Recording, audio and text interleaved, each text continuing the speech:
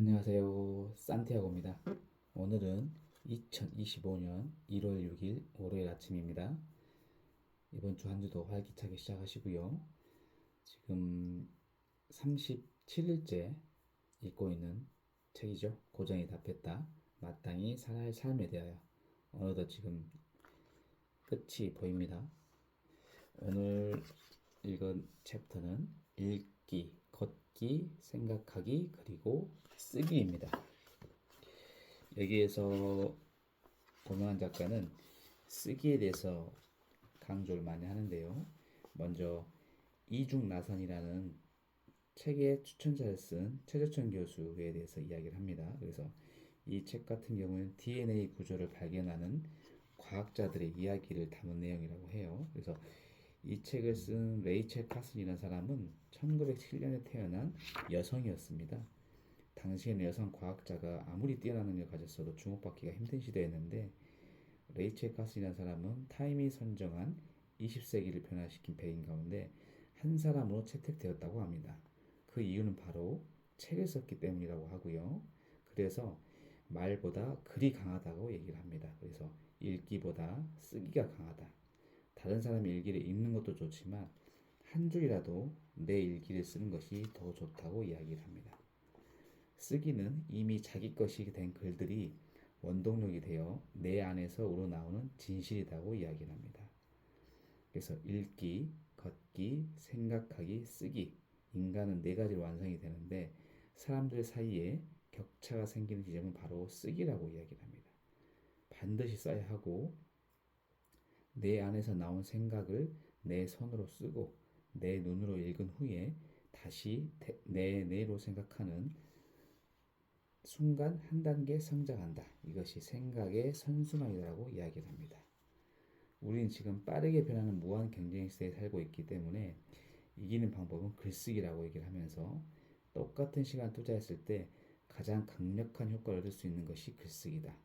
자본주의적으로 말하면 글쓰기가 가장 빨리, 가장 많이, 가장 확실하게 돈을 벌어준다. 내가 경험했다. 이렇게 이야기합니다. 그리고 질문을 종이에 써놓고 생각하라.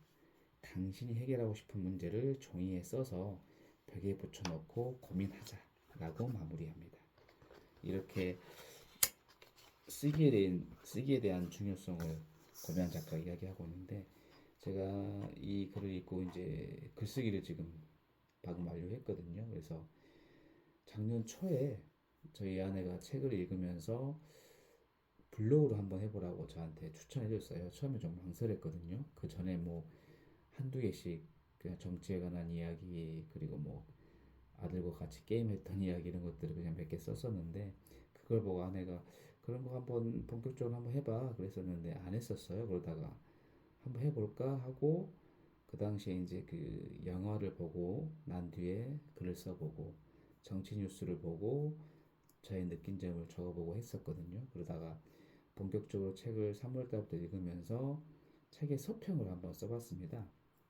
그랬더니 지금까지 12월까지 했을 때 170개 넘는 글을 썼더라고요. 이게 어떻게 보면 반복의 힘이겠죠. 지금은 독서평에 추가해서 지금 이렇게 하고 있는 매일 책 읽고 글쓰기 그리고 제가 좋아하고 있는 달리기, 자전거 라이딩, 등산 등의 글을 자연스럽게 쓰고 있습니다. 역시 책의 힘이죠. 책에서 이렇게 해보라 저렇게 해보라 그때 보면 인생을 먼저 사신 분들께서 제안해 줬기 때문에 저는 거기에 대한 저항을 갖지 않고 한번 해봤어요. 그리고 책을 읽고 사색하였더니 생각이 확장이 되고 그러다가 결국 책 집필까지 연결이 되어서 지금은 책을 써보고 있거든요.